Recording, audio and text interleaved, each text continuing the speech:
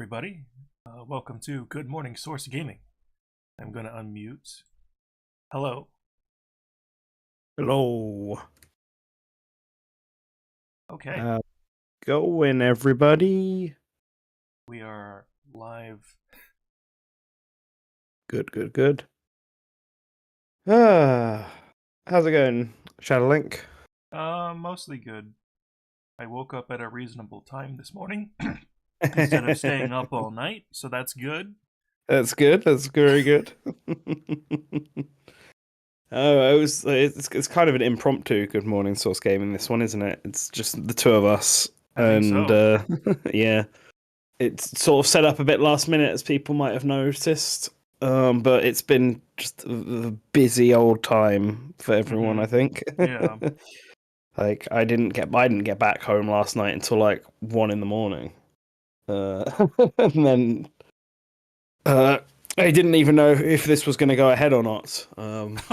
Because when I woke up, I hadn't heard anything, and I was just like, well, maybe I'll wait. I'll wait and Yeah. see. I 'Cause it'd asked be really- I asked at like 3 p.m. yesterday my time if I Yeah. should make a thumbnail. And then I went to sleep around 6. So See, for me, that was 8 p.m. and I was actually out watching wrestling. This wrestling show that tickets randomly fell into my lap for. So I decided to go and watch that, and I didn't get back until 1 because it didn't finish till like half midnight, which is when I sent you the response. yeah, I see that. Yeah, so it was a bit of an all over thing for this episode of Good Morning Source Gaming, but I wanted it to go ahead because I was at EGX a week and a few days ago, I guess. And I got to play a few upcoming games, but in particular, I got to play Sonic Frontiers and Street Fighter 6. So I wanted to talk about them and then a few other things, as well as just talk about the event as a whole. But before we get to that, it's time for our usual intro of what we've been playing recently. And I think there's something you want to talk about here, I'm assuming. Oh god. So, it's been a while since the last Good Morning Source Gaming. And in that time I have played through 3 of the 11 Yakuza games. Wow. I think there's 11. I'm Are too... you counting the spin-offs like Ishin? No, I wasn't. Okay. There's even more then. Yeah. Then I guess there's 11. Are you counting 1 and 2 as separate things from Kiwami 1 and Kiwami 2? Let me do the count live. All right. Hold on. Get the list. 2, 3, 4, 5, 0, 6, Judgment, Lost Judgment, 7. Okay, you're 10. counting Judgment and Lost Judgment. 10. Got it. I count Judgment because it's a full ass game. Well, yeah, but it's also count Ishin technically, and Kenzen too. Yeah, technically, Judgment isn't in the Like a Dragon series, 13? As I understand it. 13? It's like maybe my knowledge on Yakuza is very limited. I've only played Yakuza 0 and I've only played it for like an hour. But as I understand it, Judgment is like more of a spiritual successor / side series to Like a Dragon. I suppose they could all be counted under the same thing in the same way that people count all the Souls games as just being the Souls series. Yeah. But I think Judgment is meant to be not in the Like a Dragon series. It takes place in the exact same location. Is it? Yeah, but is it the exact same location in the exact same universe, or is it? Oh, okay. No characters carry over, but it still takes place in Kamurocho. Well, fair enough. Like I said, I've only played an hour of 0, and that's basically where my knowledge lies on this series. And some out of context YouTube clips, I suppose. Yeah, it's been funny. So I've been playing the Yakuza games with some people watching, and and they're getting context on those out of context YouTube clips, and it's definitely changing their perception of them. Oh boy. I think my favorite instance is the one clip of Kiryu smashing a desk and then walking out really angry. Hmm. That happens during like an emotional climax of a game. Oh so wow. so And just in out of context, it looks really out of silly. context it looks really funny, but in Yeah. context it's like, damn, he really felt that. Oh, that's always the thing with out of context clips. They're usually presented that way because it's really, really funny, but it's got a completely different feeling when you can actually see it take place Yeah. in anything. But so you've played. I'm assuming you're doing them in order, right? So you've I'm played doing them Yakuza in 1, order 2, and from 3. release. Yeah. Yes. So I played Yeah. Yakuza 1, the original Mhm. PS2 game. Okay. There is this stigma against the original like PS2 games. Hmm. People think they're bad for some reason. They're not. They're actually really good. Um, Maybe they're just especially not as good as comparative to the newer games, I guess, maybe or the I don't remakes know. I like don't know how. Kiwami. No, Kiwami changes the gameplay, but I think there's a problem with Kiwami, and I'll talk about that in a Oh, little bit. okay. Um, so, like I played the original Yakuza with an undub plus retranslation patch. It just came Okay. out like a couple months ago. And I think that's a big reason people think the original Yakuza is like a bad game. Hmm. Because the original dub and English script is fucking terrible. And if that's like the impression you're getting of this story heavy game, every scene Yeah. is just like awful because of it. Right. You're gonna think it's bad. And then you're gonna put it in like a so bad it's good camp with shit like The Room. Where like no, the original Yakuza has a really good story with really good writing and really good performances. It's But only just in Japanese. yeah, it's just saddled with this awful, awful English localization. Okay. And so unsaddling it from that, and replacing it back with the original stuff Hmm. makes Hmm. it like it transformed my opinion of the game because I've played it before. I played it with that awful English dub, and I wasn't too impressed with it. But with the Japanese dub, I feel much more strongly about it. I feel, wow, this is a great game. Hmm. Yeah. Like, I mean, is Yakuza 2 the same situation? Was its dub also So really bad? Yakuza 2 didn't have a dub. The Okay. first one I think performed under expectations, so they didn't dub it. Hmm. But they still Thankfully, released it. I think the script is also still a little not quite right, but Right. it's closer than the original game script. Obviously, like the original Hmm. game script. Oh my god. Um, but it still keeps like localization changes from the first game, which makes a little bit of a problem going from the restoration patch to 2 because you're like, why did they change this character's name? Like you Oh, can still okay. hear them say the original name, but the subtitles say something completely different. And that's because it was changed in the original game Yeah. dub. So, yeah, the original so there's this character named Kazuma. Um Hmm. Shintaro Kazuma. Um, his name was changed to Fuma, and I think Right. that's because the main protagonist is named Kazuma Kiryu, Oh, and okay. they just didn't want people to get confused. I mean, fair enough. But I think that's a fair enough yeah, reason. the restoration patch fixed that. But going to 2, they're calling Hmm. him Fuma, and you're hearing Kazuma in the audio. So Right. Okay. Yeah. I can understand why that's a bit of a yeah. pain in the backside. I Well. think there's only 2 characters that they changed the name of. Everyone else is fine. Hmm. Uh, but yeah, so I played through the original Yakuza over the course of like maybe a month or 2 weeks, maybe. I took my time with it. I was like getting really immersed into it and invested. Like those games have this kind of like thickness to them. Like you can feel the atmosphere. It's so rich and palpable. Um, Okay.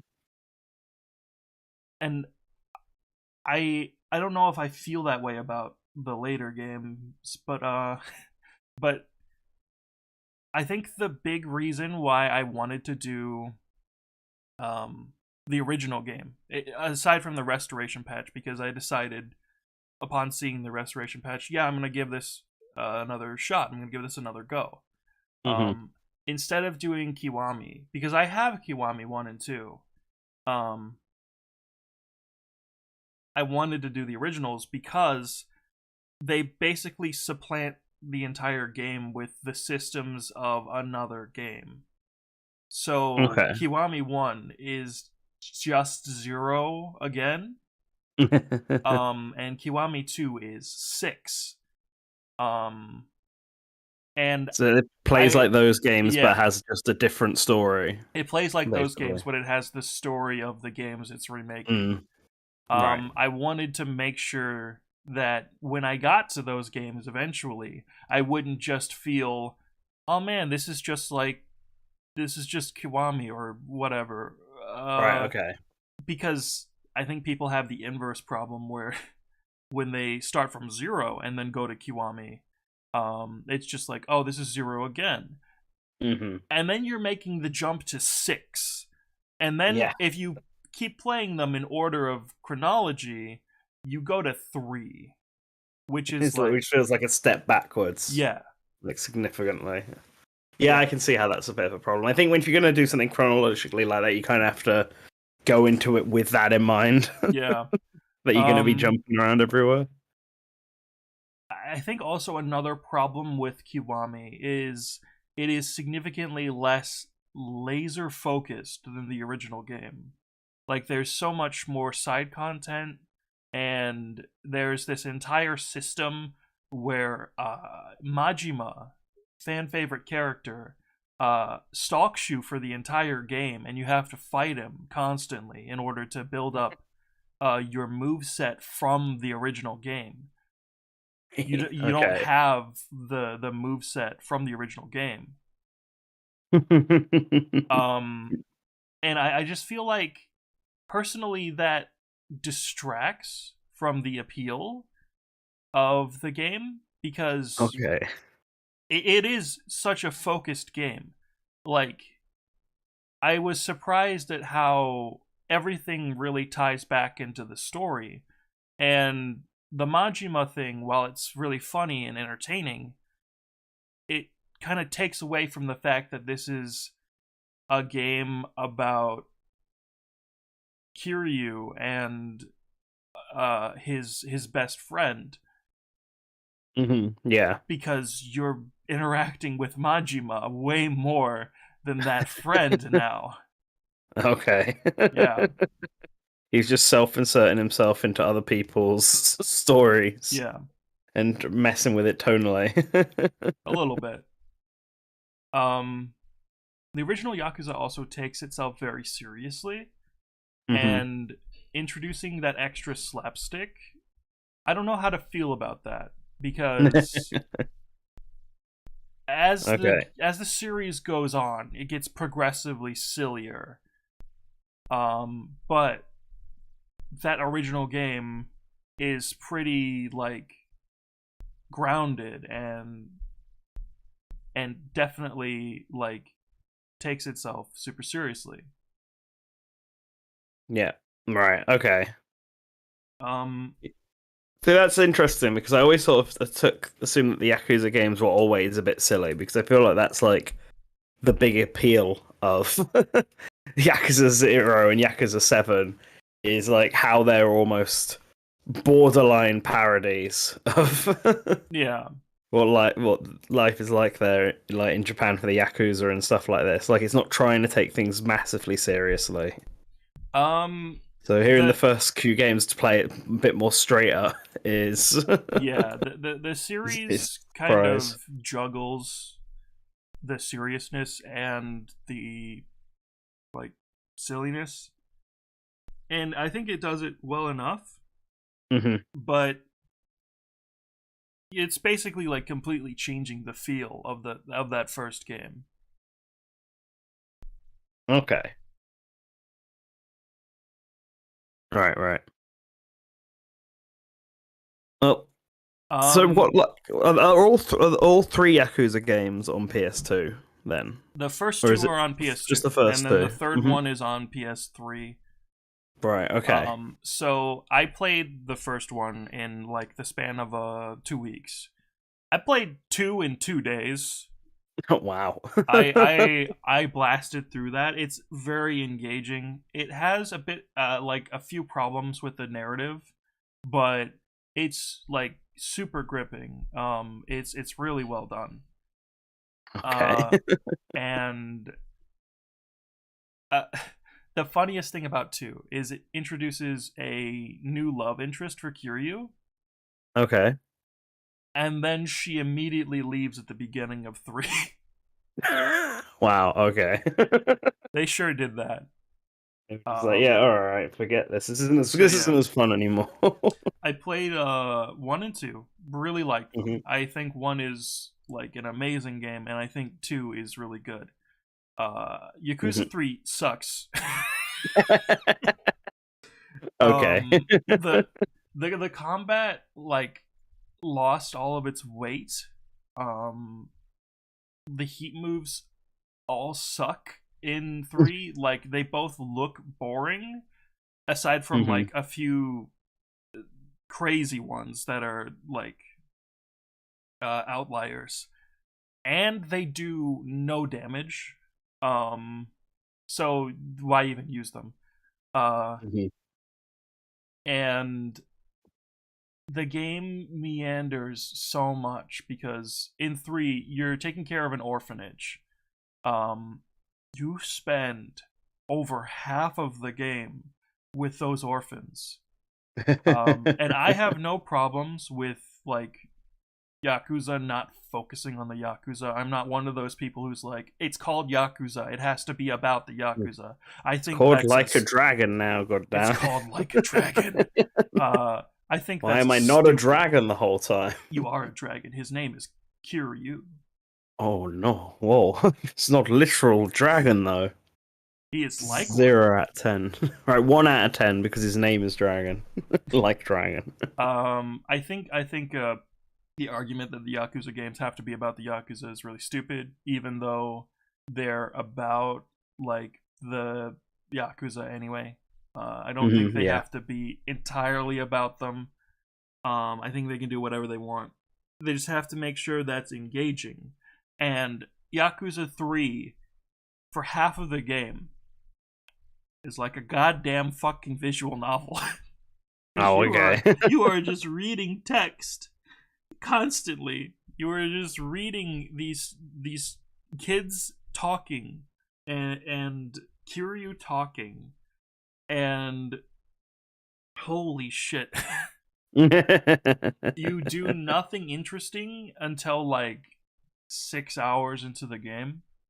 Like Right. there's little bits where it's like, oh, this is cool, I like this, and then you just go back to the orphanage. The plot doesn't start until like 6 hours into the game. Oh no. Um, and then it stops again for the orphanage. For like 2 more hours, and So then you can't spend too long outside of the orphanage. yeah, it and then Stumble, it fall. goes back to the plot, and the plot has been so like underdeveloped by this point that the main villain, who is extremely compelling, I think he is very cool, and his fight is like literally the best part of the game. It is one of the only good parts of the game. Um, it lacks like the weight that the previous antagonist had, because you barely know this guy. You've seen like two cutscenes with him in them, like two or three cutscenes with him in them, and he doesn't have the same presence that the villains of 1 and 2 had. Okay, he just kind of, because he didn't get enough focus. He just kind of feels like he's there, Yeah, sort of thing. Like they have to have a villain, so there's a villain. it's not they have to have a villain. It's just that he's just not developed enough. Right. Okay. He's really cool though. I like him a lot.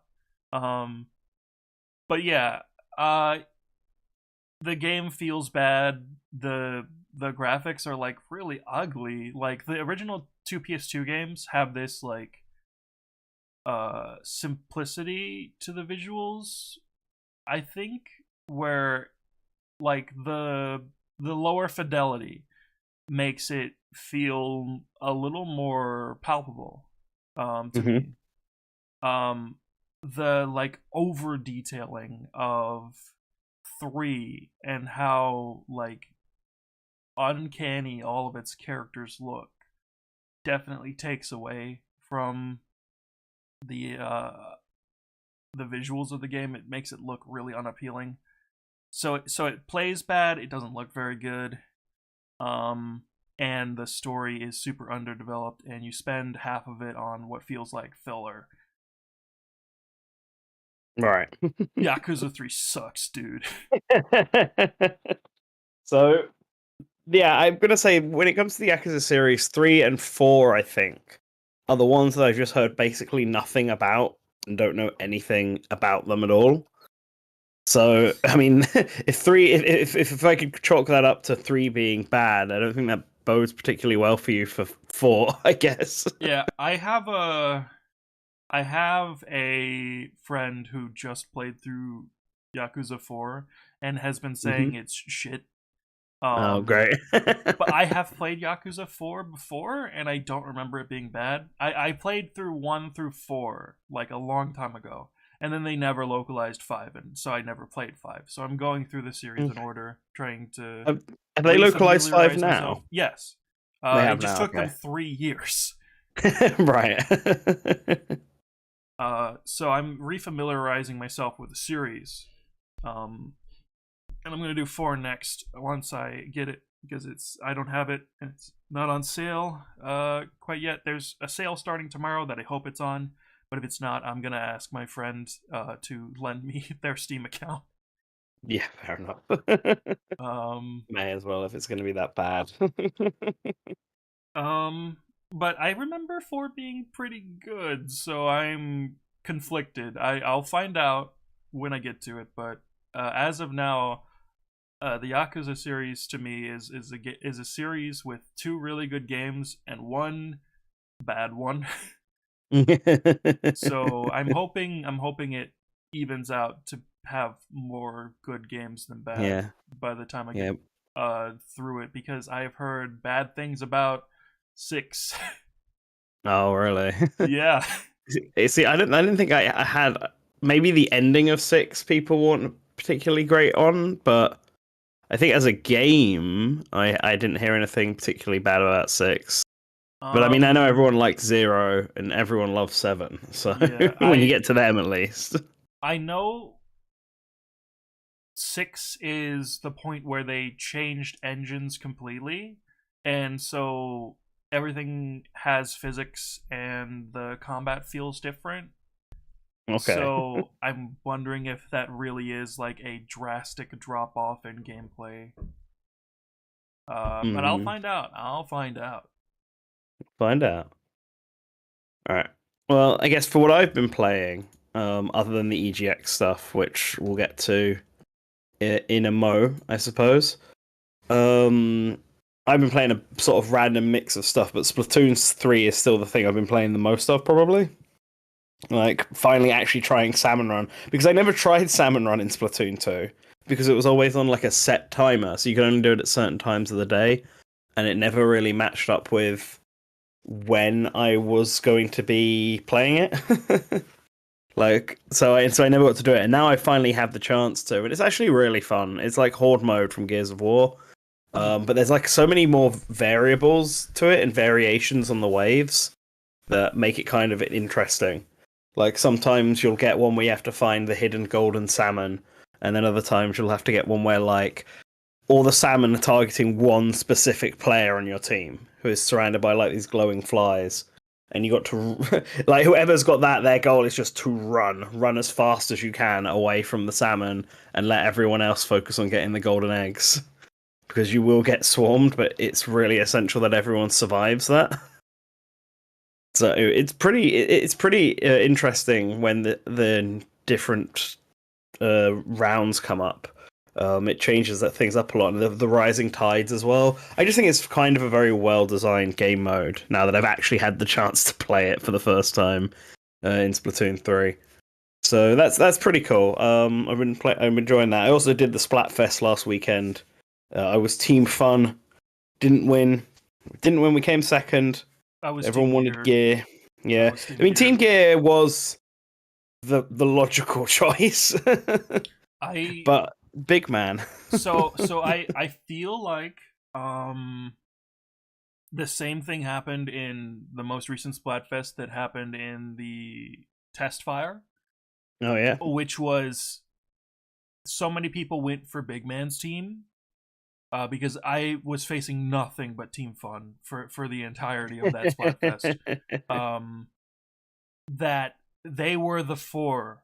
I think the tricolor match is what makes the difference, because the four has a really hard time during those matches. Yeah, so they do have a very hard time during those matches. I was obviously on Team Fun, but we actually won most of our tricolor Really? games. Yeah, like there's we lost I think two in total, but won all the others we got. Um, it might have just been the level. I think that the level only really had one way to get to the center, and if you could keep people from just getting over that little barrier, there's enough percentage there that you could just sit in the middle and win. Mm. So I think the map definitely plays a huge factor in the tricolor thing.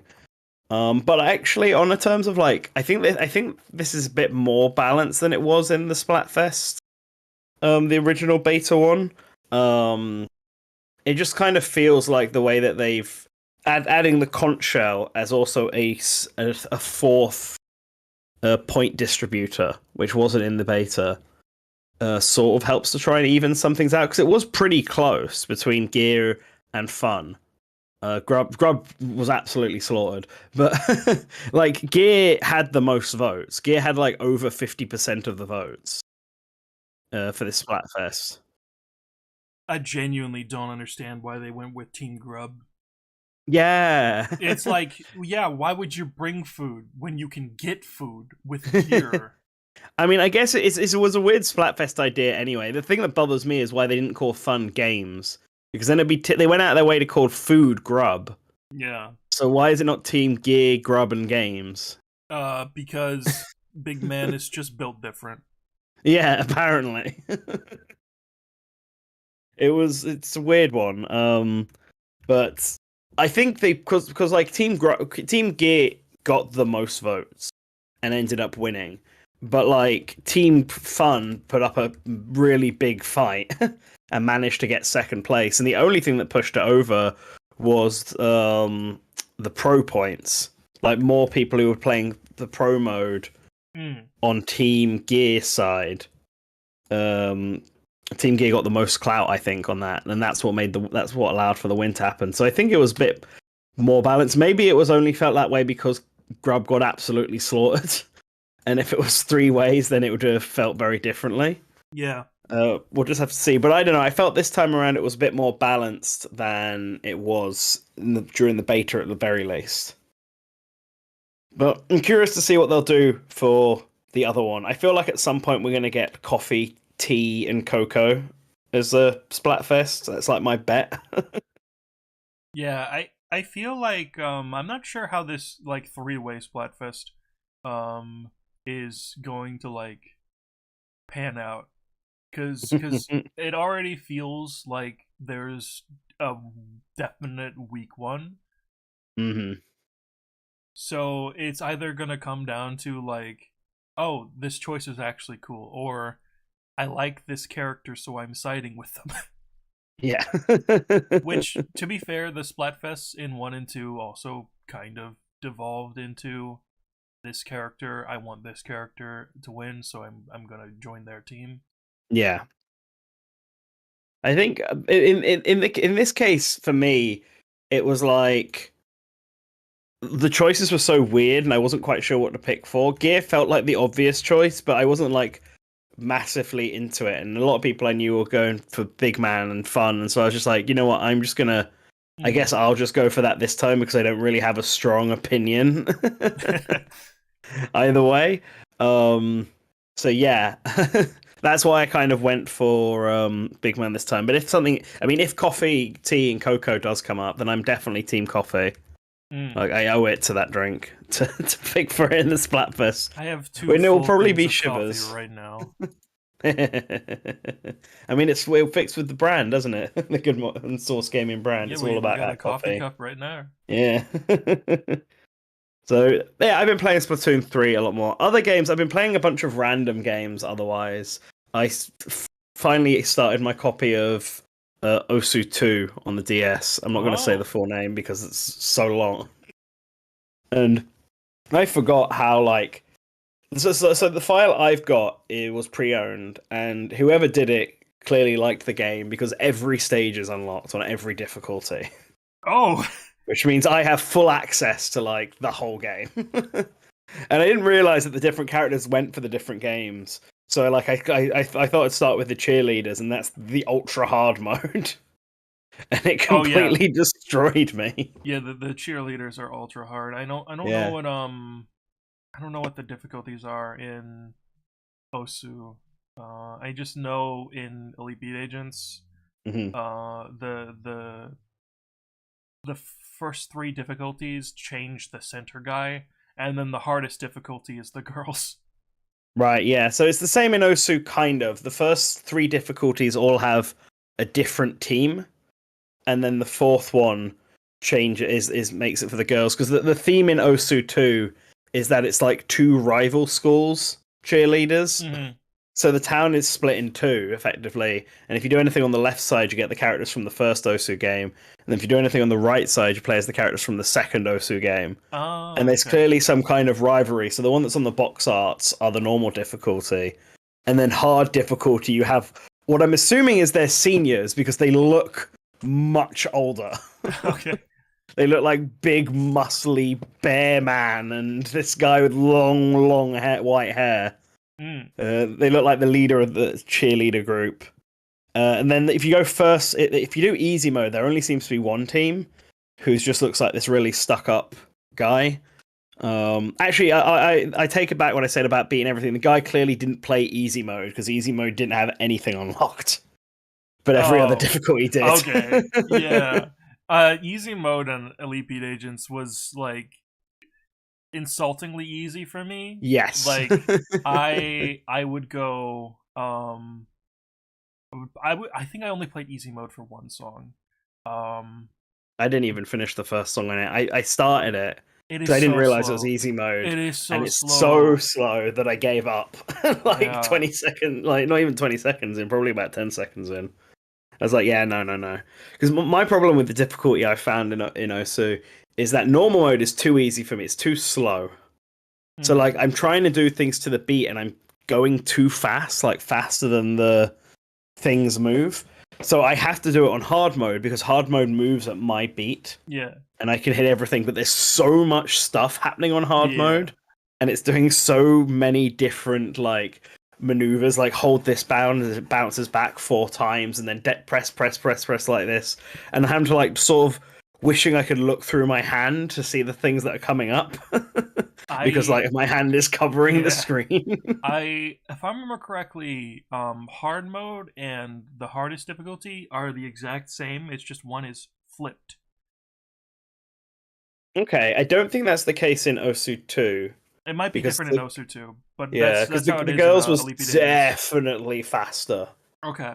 Like I couldn't even complete a single level on the girls one because it was just going that fast. Whereas I have managed to get through levels on hard mode in that game. Okay. Yeah, but that's been a lot of fun. Another game I also started recently is Style Savvy on the DS. Oh boy. So that's a game that people have been telling me, a series people have been telling me to get into for ages. And I actually own the first three Style Savvy games, and I just never played them. They were just stuff I'd like see it being sold for a fiver and then pick it up because it was a Nintendo published game that people had always told me about. So I decided to finally give one of them a try, and it's like surprisingly a really, really laid back, relaxed kind of game. I would almost compare it to Valhalla, the hmm drinking visual novel game Yeah. that's really popular, because you work at a clothes store, at least in the first one, and people come in and they're just like, yeah, I need something that looks like a really nice shirt that will fit with my match with my skirt. And then you just pick from the thing and they try it on. If they like it, you get money. And as it goes, and each customer that comes in has like a personality and a little backstory going along with them. And obviously you get repeat customers. And then the whole thing is owned by this really rich man in the countryside who you go and visit periodically. He's like the guy who owns the whole store. I don't know. It's surprisingly like just enjoyable game and a very relaxing game to just pick up and play for about 30 minutes or so and put it hmm down. It's I totally understand now why people really like it. I've only played a couple of sessions of it, but I might continue it, especially because I've heard the second and third games are much much better. So I feel like I should probably try and get through more of the first game before I move on to one of those. But it's a nice cozy game to play before going to bed.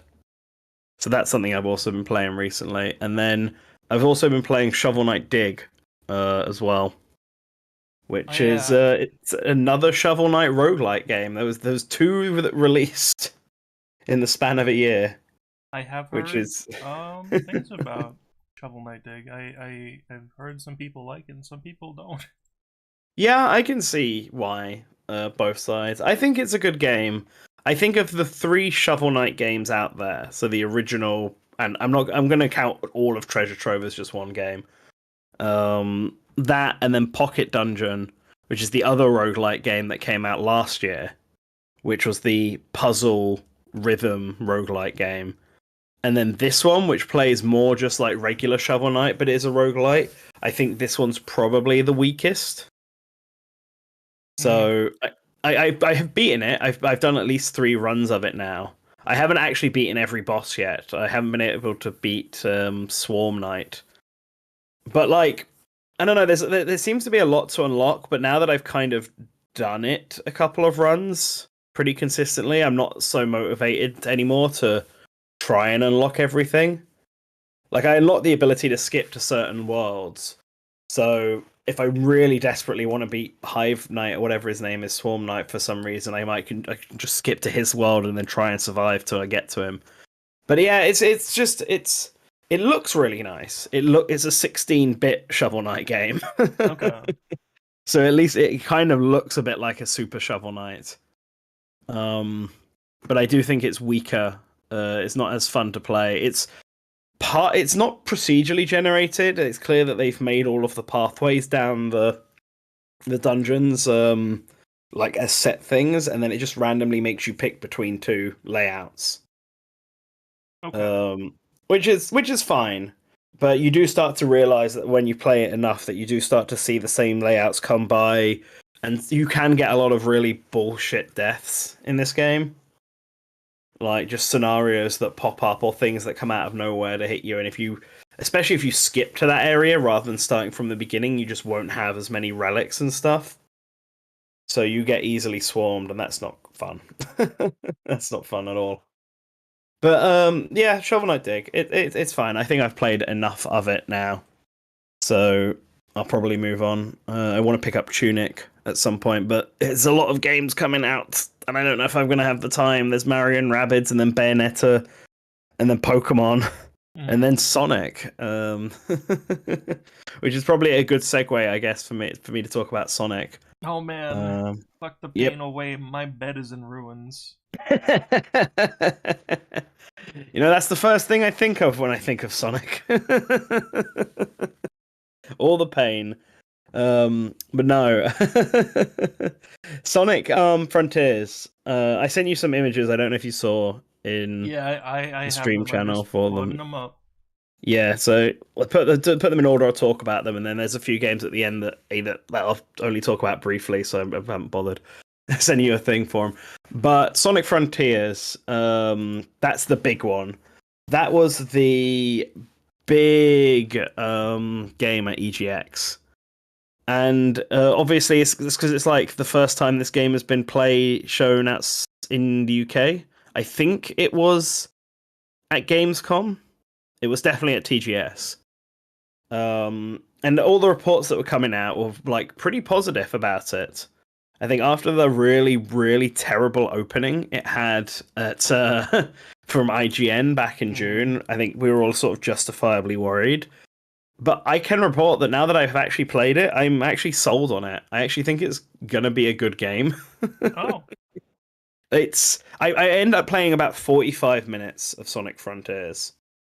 I played only 2 of the hyperspace levels, Green Hill Zone and Sky Sanctuary Zone, Okay. and then spent the rest of that running around, which is about that rounds up to about 43 minutes of running around and 2 minutes of cyberspace levels. Yeah. So I'll talk. The cyberspace levels are ridiculously short. Ooh, They boy, are only Sonic like Forces. yeah, they are only like a minute long. Sonic Forces. Yes, it's that. This is. I'll start with the bad stuff first, and that is the bad part of it. The cyberspace levels are just straight up Sonic Forces, including as much of the jank. At least on Green Hill Zone, I ran into a bit of jank that Sonic Forces levels still had. You got the 5 red rings to collect. I'm not a massive Sonic like obsessive. I can't think of a kinder word for that.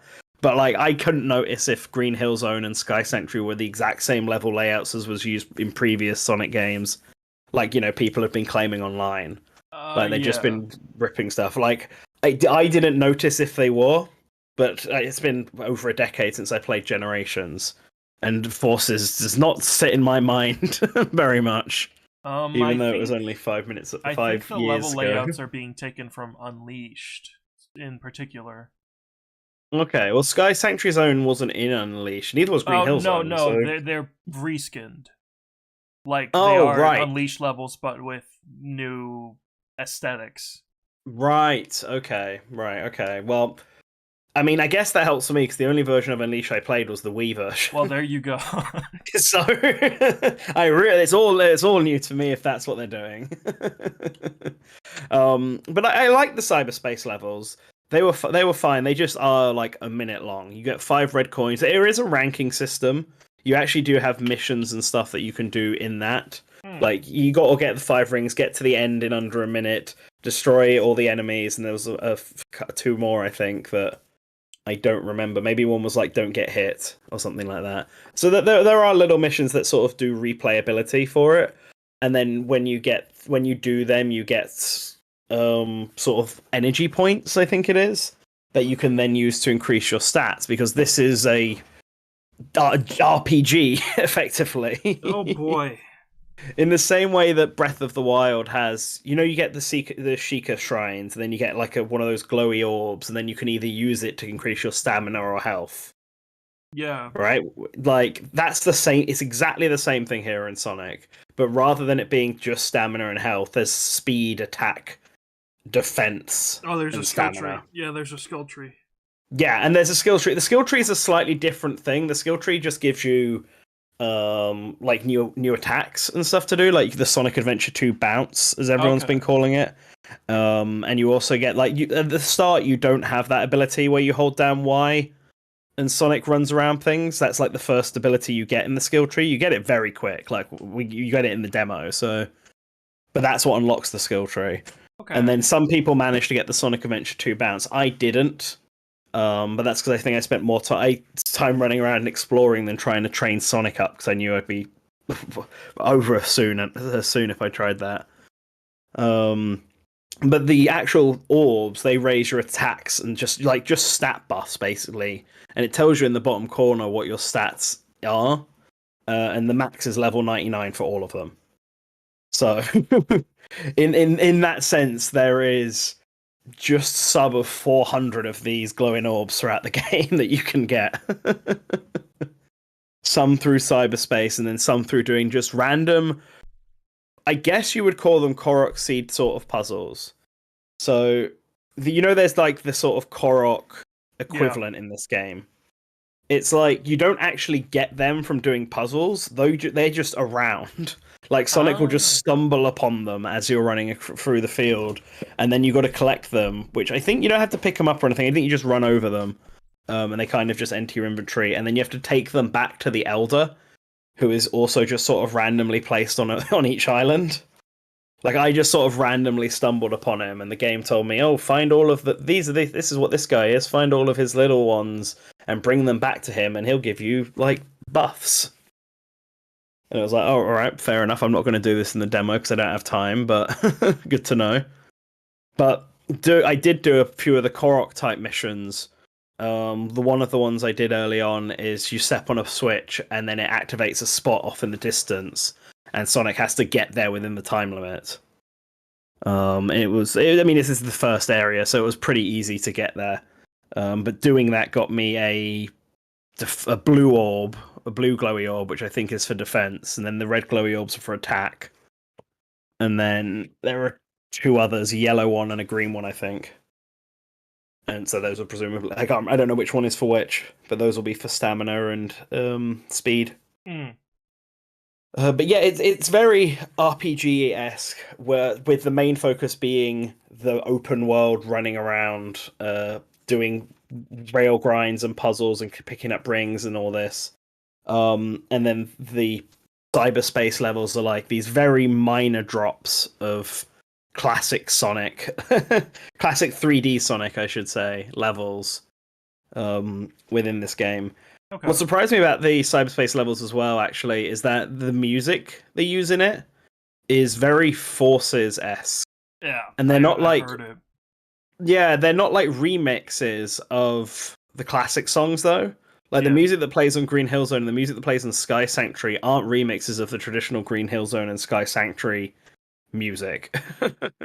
They're like completely new tracks that are sort of very vocal and Force inspired. I quite like them. I quite like the Sky Sanctuary one, but it kind of made me think if it wasn't for the fact that everyone's calling this Sky Sanctuary, I probably wouldn't have even noticed it was Sky Sanctuary because it didn't have the Sky Sanctuary music. And it's definitely a lot darker in lighting than it was in Generations. It does have the egg robos in it though. So you probably is intended to be Sky Sanctuary. But the game doesn't. I'm pretty sure the game doesn't call it Sky Sanctuary. It just calls it Cyberspace Level 1-2. Oh. Okay. So in Green Hill Zone is Cyberspace Level 1-1, and Green Hill Zone is how the game starts. The game just starts you at Green Hill Zone, and as soon as you've done it, you're ejected into the open world, where someone, I'm assuming Sage, speaks to you, and then the game just starts, and it gives you a tutorial. It gives you like a Switch puzzle tutorial to start with, which you can actually just skip. I did it the first time, and I skipped it every other time. But you can't skip the combat tutorials, but that's fine because I actually think the combat in this game is really good. It's was kind of a surprise, Yeah, but that's it's clear. surprising.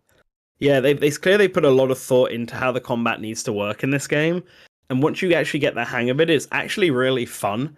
You just sort of home and attack into enemies, and then like I guess you at least at the start because I didn't have any other combos unlocked. I know you unlock more attack moves as the game goes on, It's just mashing the attack, the punch and kick button. But you can't just do that, because if you do that, the enemies will knock you away easily. So you also have to use dashes and lock on and stuff like that to sort of dart around the opponent at high speeds. Like effectively sidestep around them and then find their opening to dive in and just wail on them, but knowing when to jump out before they go for the attack. And this is all very simple stuff, but it's early game, and at least during the first boss, but when it's really just teaching you this, I almost died getting knocked about because I was just running headfirst into combat without thinking about it. The second time through, was able to beat him much easier because I knew what I was doing. But there's a lot of enemies, like there's a lot of bosses in this game that just sort of appear. I fought one that was like a bigger version of a regular enemy, one that was like a Shadow of the Colossus style Mega Titan, where you have to wait for him to slam his hand down, and then rings, like blue rings, appear on his hand, on up his arm, and then you run up them, get launched into the air, and then you got a homing attack onto the weak spot on his head. Okay. And then when you're up there, you got to try and destroy it without being knocked down by his like erratic movements. And when you do that, you get a gear, and it's you use the gears to get to the cyberspace levels. Okay. I think the way this game sort of wants you to progress is that you need to get gears to get into the cyberspace levels, and then in the cyberspace levels, when you complete them, you get keys, and then you use the keys to get Chaos Emeralds, because the 7 Chaos Emeralds are just scattered around the map. And the objective to get out of each world is to find the 7 Chaos Emeralds.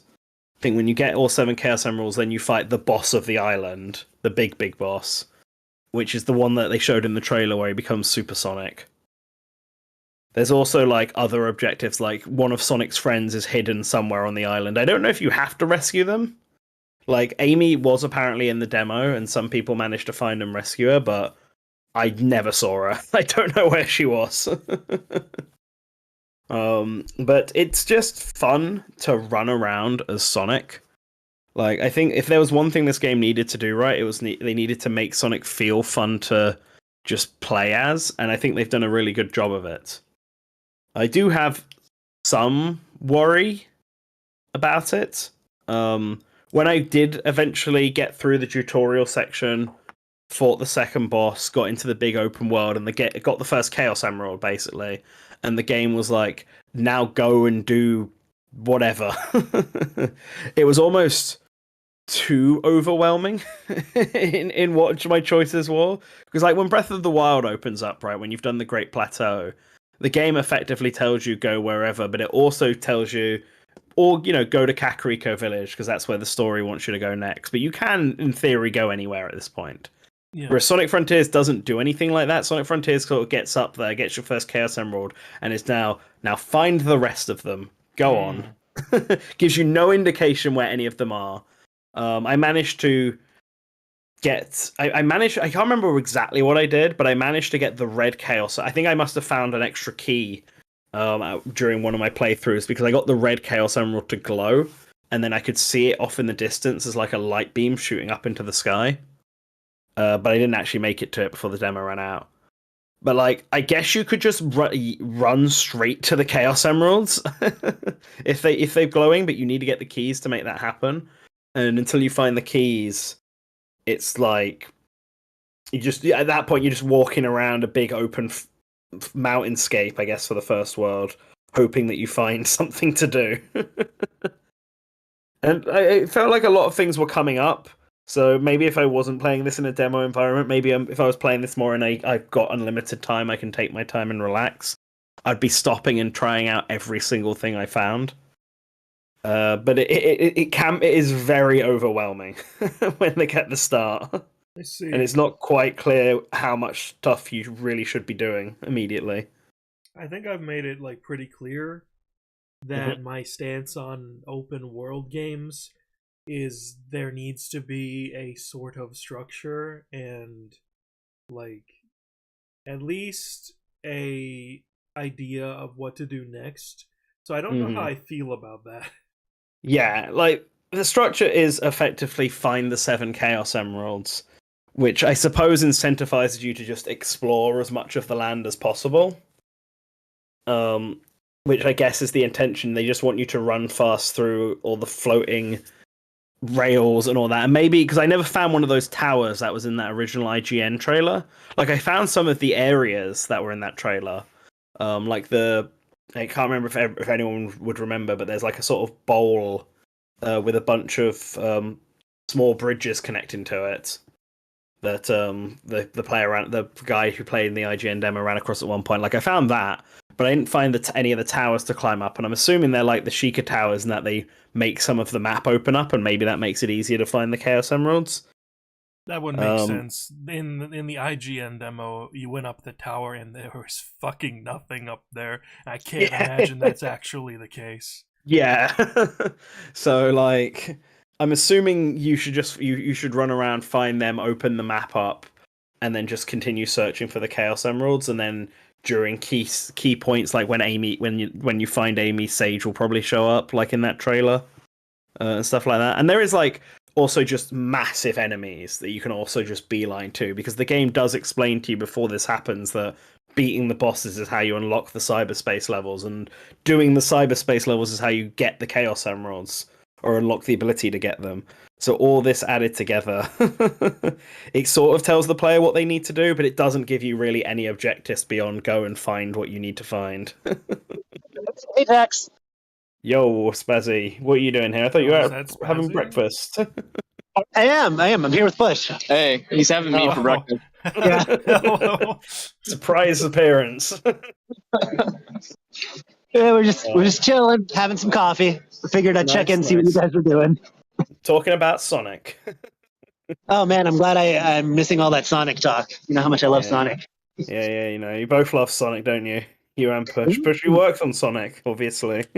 Yeah. I mean, my colleagues say it's a great game. Yeah.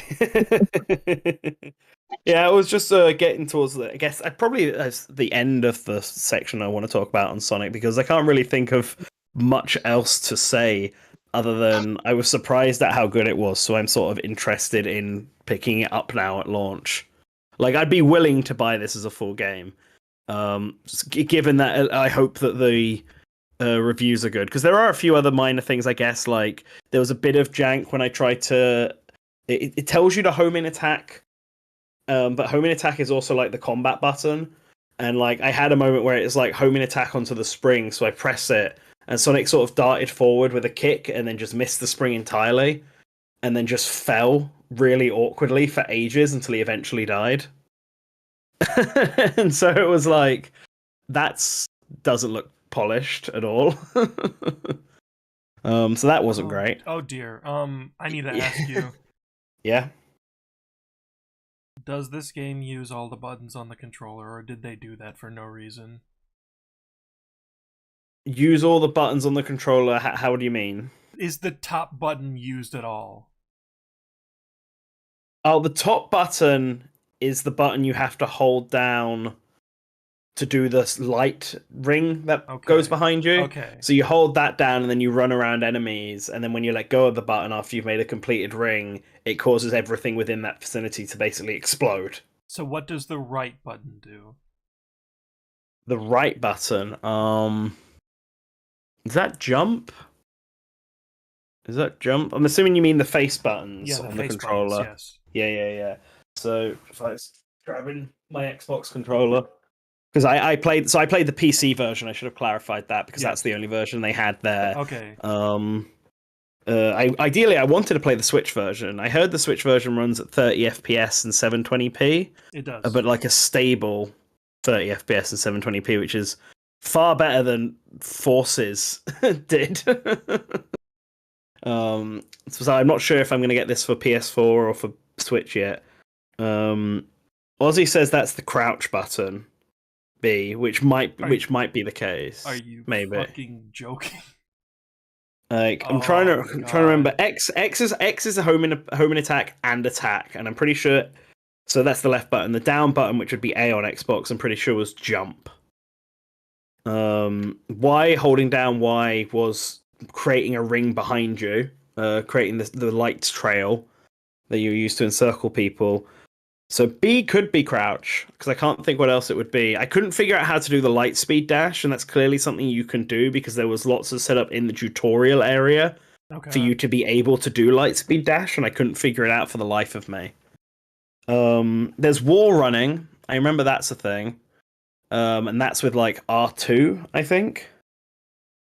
Like you sort of jump and then you hold down one of the trigger buttons when you're near a wall, and Sonic will kind of run, force his way up the wall and effectively hold on to the edge. Okay, so Sonic Lost World, got it. Lightspeed dash is L stick click, right? Okay, yeah, I never figured that out. L3, yeah.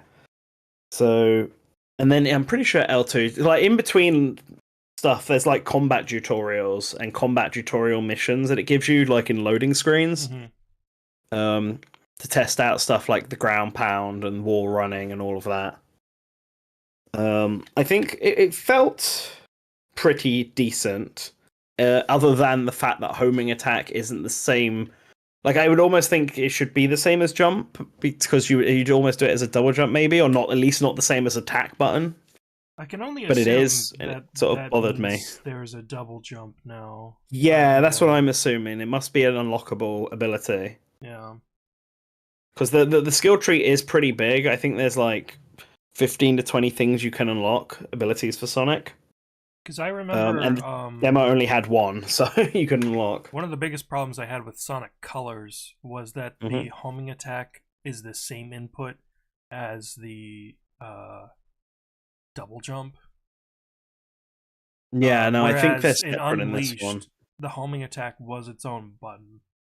Alright, well, yeah, Leonardo in the chat says that you can home and attack from the ground now. Oh, that's why it's different then. That's why it's different, which makes sense because this game is a lot more combat focused than other Sonic games. Like in the Lightspeed, not Lightspeed section, the different dimension sections. Yes, you do have the drop dash. Actually, that's something you do have. So there is a double jump. Got it. Yeah. You got the... I can't remember... Yeah, I guess that I must have had it in the demo and just not thought about it at all. But yeah, I do remember that you have the drop dash, and that is actually quite fun to use.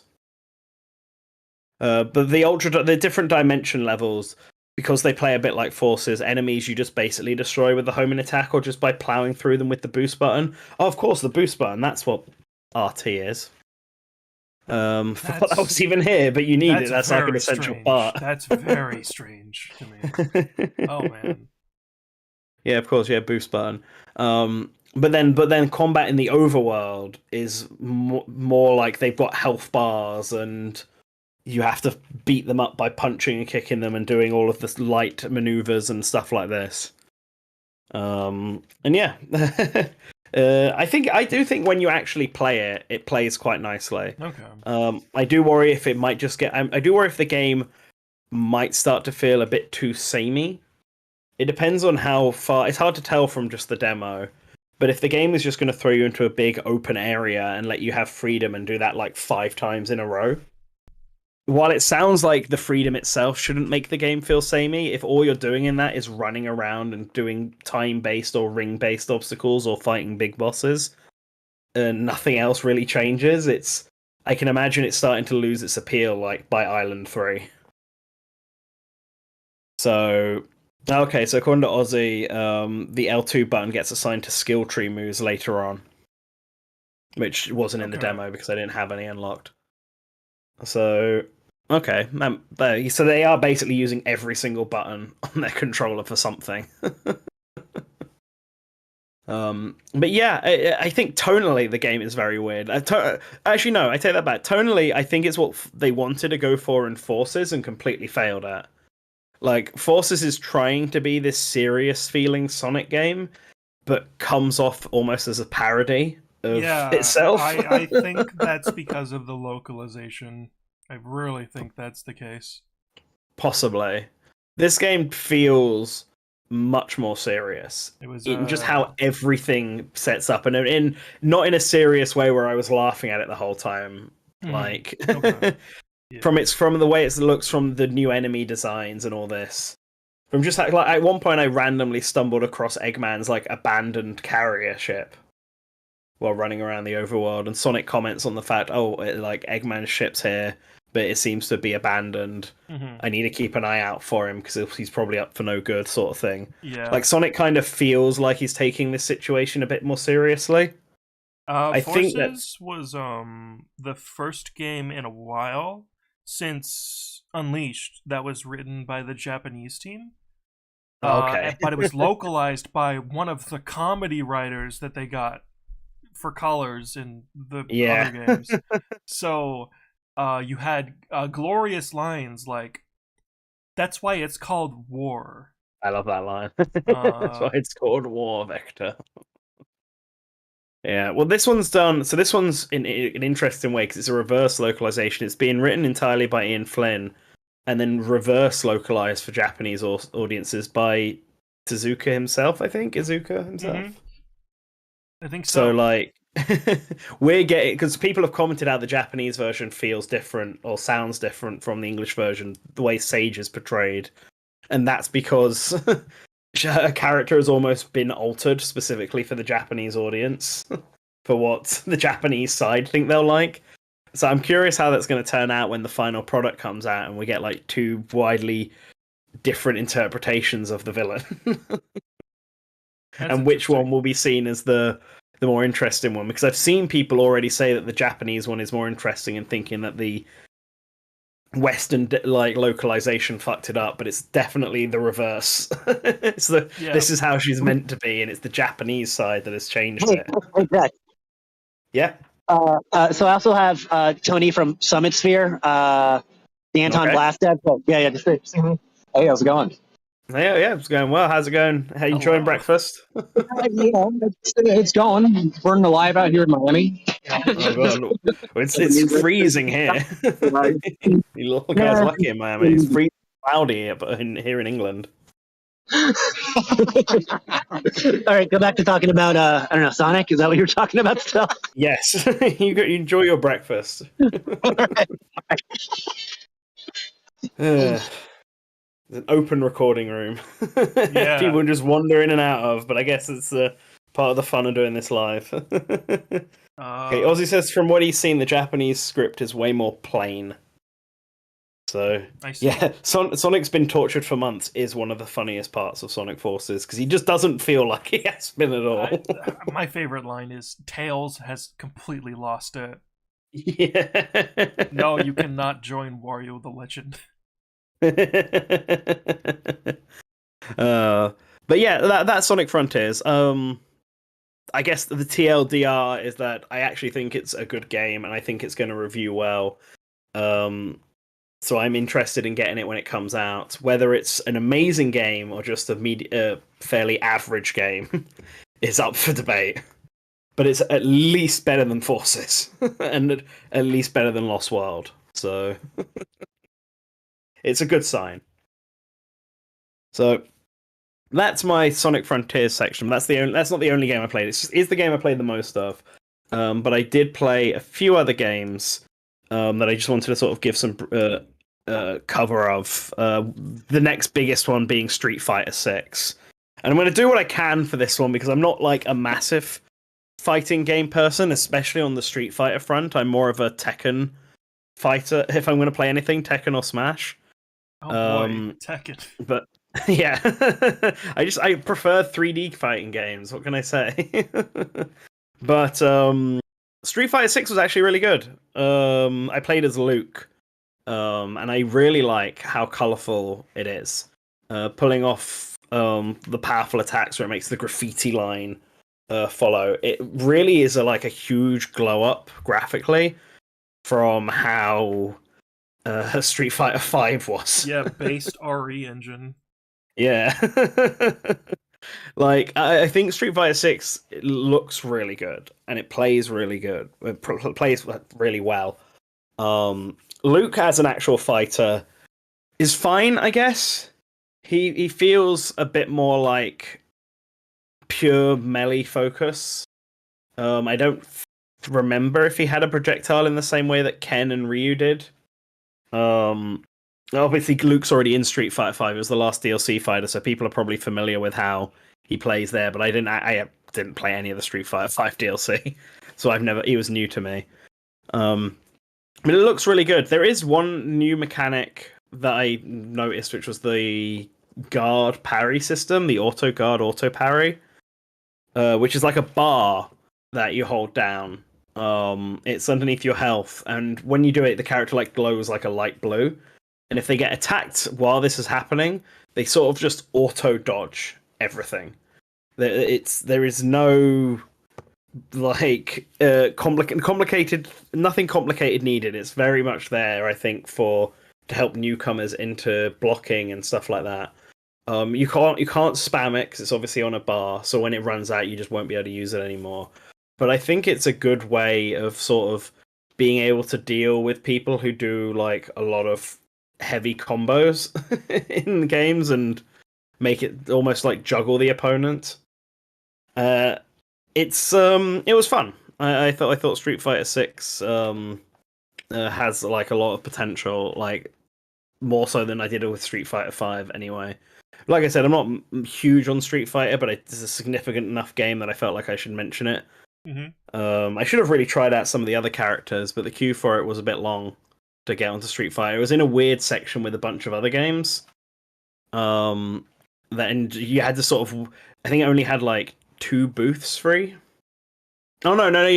It was on the TikTok booth. That was where Street Fighter was. I remember now. The TikTok. The TikTok booth. Yeah, that's where Street Fighter 6 was for some reason. They had 3 copies of the game there. Oh my god! That you could play, but you could only do 1 round at a time, and then you had to get back to the back of the queue. Oh, that sucks. Yeah. So it was a bit meh to play, to actually play multiple rounds of it, unlike Sonic, where I could just walk in. But it was fun from what I played of Street Fighter 6. I think it's like being built up to be a pretty big game in the fighting game community, and I think it will hit that. There's my very like mediocre commentary, I guess, on Street Fighter 6. But while we're in the TikTok booth, the other game I played while I was there was a Metroidvania game. I haven't sent you a picture for this one, so you can just keep Street Fighter up. Okay. Called the Last Case of Benedict Fox. Oh, that one. Yes. I heard that a lot of people seem to really like be looking forward to this one. I think it even won an award at Gamescom. It's kind of like a Metroidvania in a... I don't want to call it Cthulhu-esque vibes, but it kind of has Cthulhu, HP Lovecraftian visual style to it. And the idea is that it's a Metroidvania, but it's also a mystery detective story where you're trying to find out what happened to your dad. I'm pretty sure he's dead or whatever. You're trying to figure out what it is. What did he get close to? And you jump between the Metroidvania map, which is in this weird sort of spirit world type thing where everything's corrupted, and then unlocking entrances into the mansion that your dad lives in. Or lived in, I guess, where and investigating that and having to unlock new rooms by exploring the spirit realm. And that was a cool idea. It was an interesting idea. It's got a very specific vibe it wants to go for, and I think it's hitting that well. However, that being said, I wasn't that thrilled about it when I played it. Oh. I thought the combat was a bit naff. Maybe you get better weapons later on, but at least in the demo, all the combat was just very close quarters with a short knife. And because of that, every enemy you fought was basically just a zombie that you would be, as long as you didn't stop mashing the button, you'd be able to take them down before they hurt you. And it just kind of felt like really weak combat-wise. I'm looking at some screenshots of it now, actually, and it does look like you do get a gun later. So that's something, even if it's just a regular gun. And I know there was a boss. The demo ends as soon as you reach the boss. So I didn't get to see how that works. But for a game that I'd heard a lot of people be super excited about, I just wasn't that thrilled about it when I actually played it. There was actually another Metroidvania game that I did play, at the event that I thought was a lot better. And that one was called Trinity Fusion, which was probably the Metroidvania game, because there's a lot of Metroidvania games obviously out there, but this was the Metroidvania game that feels most like Metroid Dread to me. In both like its graphical quality and just the way its characters act and move around the environment. The idea is that it's a Metroidvania where like three parallel worlds are sort of colliding in with one another, and are going to destroy each other. So you have to sort of run around and you're exploring a Metroidvania as three different versions of the main character. So they're effectively three characters in the game. One is focused on magic, one is focused purely on melee combat, and then the other one is a mixture of melee and range combat. And that's the one who I played with in the demo. Her name was Naira. She's got a cool sword, and she also has a gun. So yay. But you got to run around and try and find, try and make it so that when the worlds sort of collide, they do so in a sort of peaceful way where they won't destroy each other. And so you're exploring a Metroidvania style map, but the combat is just super fluid in this game. Like, very much in the way that Metroid Dread's combat was really fluid. You've got stuff like slides and counterattacks and stuff. You easily swap between physical combat and range combat with ease. There's aerial combat. I know that the melee-focused character gets a grappling hook as well, which I always here for. And it just was, like, really fun to play. And challenging as well. I died, and that's when I decided to stop playing the demo because we were going to move on. But it was like really good, and I sort of put it on my radar now, because it's the first Metroidvania game I've played since Metroid Dread that has this really nice fluidity about it. So I didn't send you a picture for that one either, but it's called Trinity Fusion. I don't know when it comes out, but I know it's coming out on... I'm pretty sure it's coming out on all consoles. Is it coming out on Switch? It's definitely coming out on PlayStation. And I played it on PC, because that's what most of the games are there for. Is it coming out on Switch? Let me find out. It's coming to Switch in 2023. Yes. And apparently Nintendo Life agrees with me. The Metroid Dread vibes are strong with this one. But yeah, because it's set across three different parallel worlds as well, when you pick a different character, you're put into a parallel version of the map, basically. So things are slightly different. It's effectively like three Metroidvania maps. They have vaguely the same layouts, I think, but with different puzzles and stuff throughout, and you have to hop between all three of them to solve it, to get around. So yeah, I think it's pretty cool. It was a lot of fun to play. I had no idea what it was until I played it at the event, and it was good. And yeah, it's apparently coming out in 2023 for all systems, so that's one to keep an eye on. Maybe it'll be in a Nintendo Direct or something next year. So the next game I want to play, I did send you a picture for this one, was Planet of Lana. It's called, and this was a sort of, we randomly stumbled across it. It had quite a big booth, but we never heard of the game before when we were walking around. And Planet of Lana is like, the best thing I can probably describe it is a mixture of Limbo and The Last Guardian. So it obviously doesn't look anything like Limbo does, because it's too colourful for that. But it has these nice oil painting style backgrounds. It's got really good ambient music to it, and you basically play as this little boy in a sort of Limbo-esque puzzle platformer feeling type game, but you've got a little creature that you can tell to stop or follow you, and assign him to like hit on switches or chew through wires to break stuff, and you got to work together with your little buddy to get through the environment. And it's obviously you're on a different planet. I know that spider enemy that's in the picture is important because they had like an actual physical one at the event, but I actually never got to the point in the demo where you meet him. But there's a lot of black sludge everywhere, so I'm assuming the planet is being corrupted or something like that. It was fun. It was just a really nice, fun, and chilled game. It had a very good vibe, and for something I'd never heard of before, It kind of left a very strong impression. I think if you like games like Inside and Limbo, then you'll absolutely love this game. It has some really clever puzzles in it.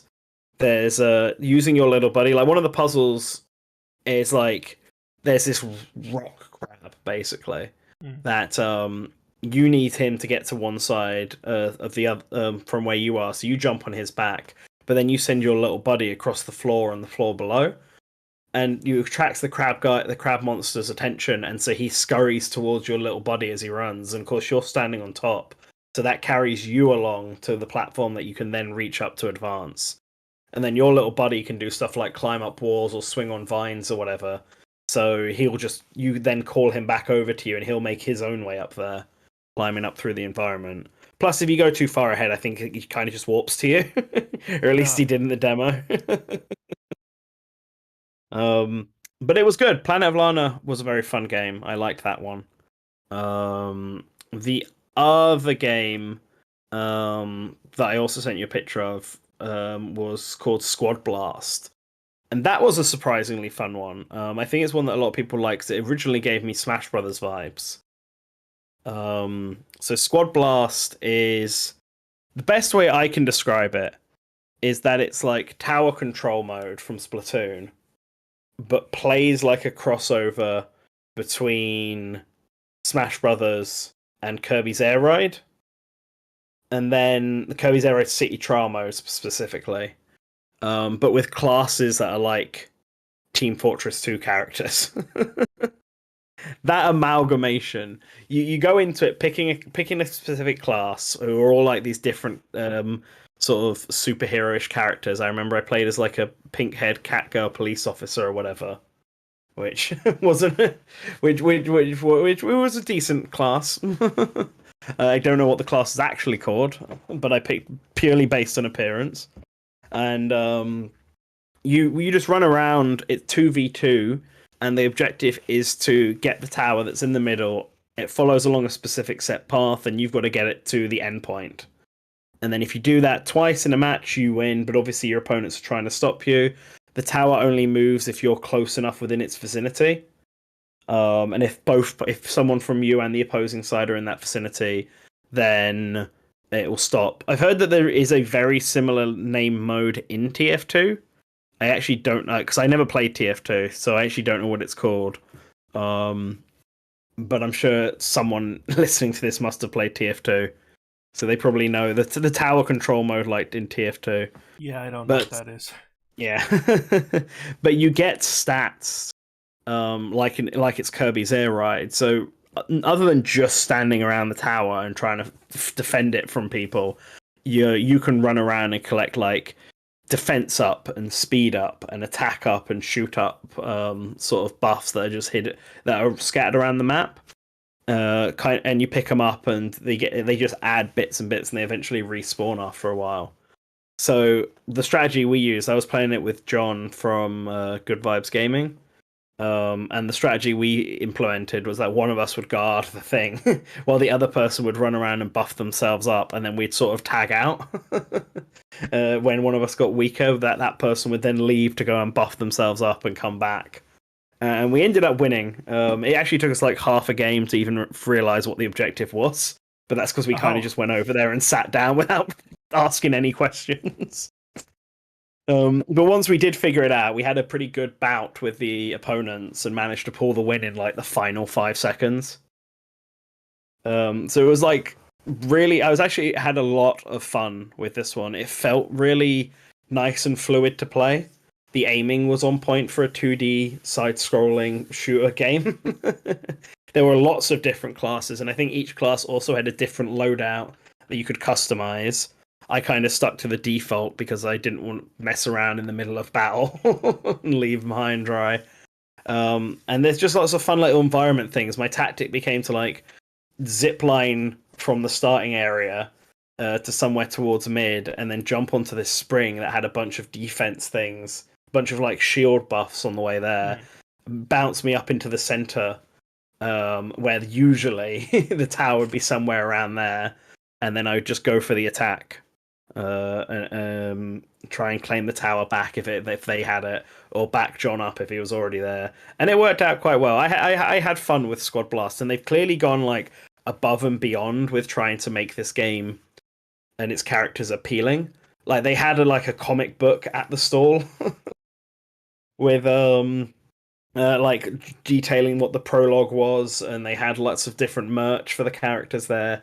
It's clear they've taken a page out of Overwatch and Team Fortress 2 in how you sort of market your protagonists. I just think that the game hasn't it's clearly. I don't know how new it was. I don't know how recently it was announced. I don't even know when it's coming out. I should check this out actually. There's another game called Blast Squad, which is a completely different game, and it confused me when I was looking it up first. When does it say on Steam when it's coming out? No, so currently has a to be announced release date. Okay. Multiplayer side-scrolling tactical shooter. But yes, it's that was a lot of fun. It looks like you can also do 3v3, so it's not just limited to 2v2. That was just the demo that we played. Might have only been because they only had 4 units there. But I would recommend that. That's one that I think to keep on people's radar.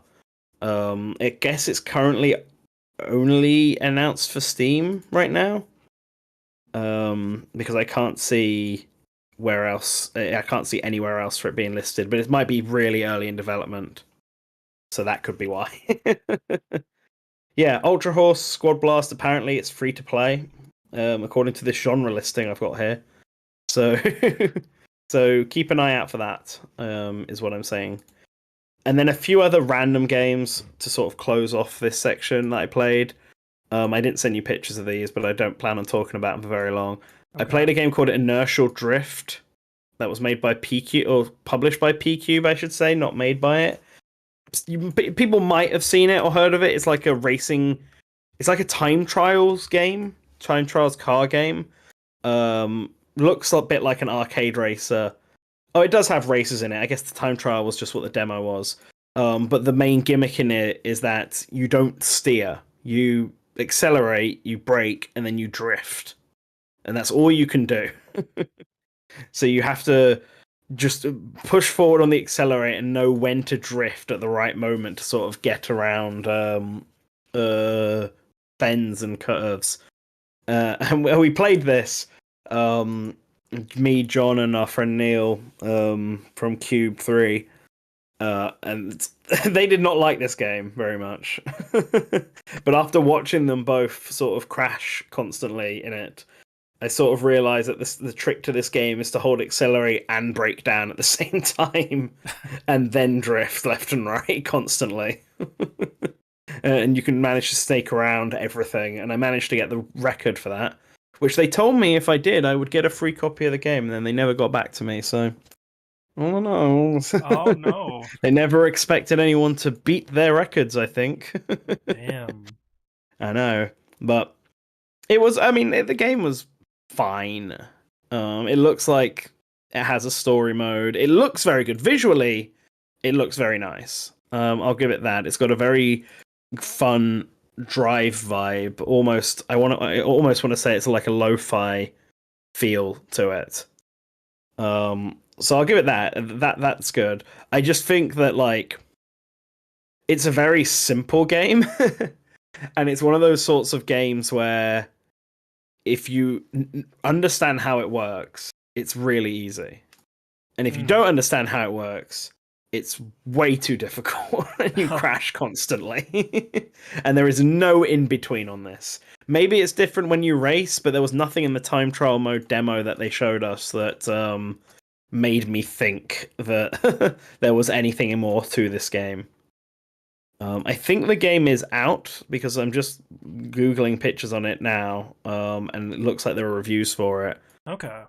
So I guess it's out. I imagine it should be out if they were offering the free game. Yeah, I'd assume so, yeah.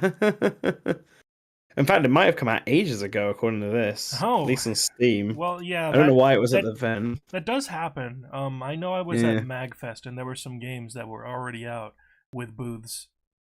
I think it came out on Steam maybe in 2020. I wonder why they were showing it off. Yeah, this game's been out for a while, man. They clearly didn't market it very well because I thought it was an upcoming game. Maybe it's coming out on more platforms or something. Maybe. Apparently, it's been out on the Switch as well since 2020. Ah. Huh. Should have looked that up before I mentioned it. Well, that's why I didn't want to spend too long on it. The other game I also didn't want to spend too long on is a game called Finding Bentley, which I played by Dogbox Games. And it looks, if you're missing that sort of PS2 era adventure game, I guess, it kind of fits that mold. Let me see it. But what is it called again? It's called Finding Bentley. So Bentley. It kind of gave me a Grab by the Ghoulies vibe aesthetically with what they're going for, but slightly more generic, or not generic, a bit more, I guess, modern day. I should say I didn't think it was particularly great. I actually can't find anything about this game. Maybe if you type it in and then look up Dogbox Games. Well, yeah, the only thing I can find is a video, and I don't. They have it on their website. Dogbox Games. There it is. Okay. Yeah, it's their first game apparently. Oh, okay. I see it. Yeah. It kind of like looks like Cooper-ish. Yeah, like I think that's the vibe they're kind of going for, that era of games, because it definitely felt like a triple B PS2 game. It had like a weird, I don't quite understand the attacking thing. It seemed like you eat beans to get power up, and then you have like a fart meter. That you then shoot at people. You shoot at ghosts, I guess. It's one of those. Yeah. Like that was the first thing that came up that I was just like, I'm not sure. Oh no. I know. It says it's for adults and kids, but I think it's definitely leaning more for the kids side of things. Yeah. It has that vibe in how it's presented in the text. And it's their first game, so I don't want to judge them too harshly on it. As far as the first game goes, and I don't know when this game plans on coming out. Summer 2022. 2023. Sorry. Funny, I was going to say. Yeah. So there's time to polish some things up, because there were some things like, there's a section where you had to fight ghosts, right? And the ghosts first appeared. I think it was part of the tutorial for the weird fart gun. So you had to fire farts at the ghosts to get rid of them. And you did it, and I got rid of all 3 ghosts. And then just another 3 ghosts spawn. But these ghosts take twice as many hits to beat. But there's no indication to the player that these ghosts are any different than the 3 I just beat before. So I shot one, and then I was running, and then I shot, and I continued to run. But the ghost obviously didn't die because it required more hits this time. So I just ran straight into it, and I got hurt and died. And then it just respawned me back at the start of the room, and I was like, "What the fuck? What happened there?" And then when I defeated all of them again, 3 more ghosts appeared, and those 3 ghosts required 3 hits each. And at this point, I was kind of like, you know what? I'm kind of done now. You've tried my patience too much with this one. So yeah, it's I felt like mentioning it because it did stand out, at least to me, from a lot of games, because there are a lot of games we played that I just don't even remember the name of. There was a game that is out that I played that was like a Doom basically like a Doom 2016 game. Okay. But without any of the melee combat. Just the guns. Okay. With less memorable enemies. That wasn't as fast paced. But had that sort of Doom vibe to it. And then there was a samurai fighting game we played where it just felt kind of like For Honor's battle system, but worse, and that's like the whole game. It's there are a few bad games, but this one is a game that I can sort of see that people might like, but it wasn't necessarily for me. But who knows? They have like 3/4 of a year to polish some things up, and I don't know how old that build of the game was either. It could have been newer, it could have been a build from half a year ago, and they've been demoing it at loads of events.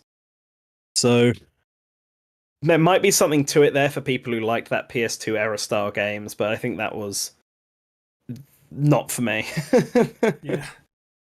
And that kind of covers everything I played of note, at least new stuff. EGX itself this year was a lot smaller than the last time I went. I think that's because they're still recovering from COVID. Ah. Like, we looked at some merch while we were there at the event.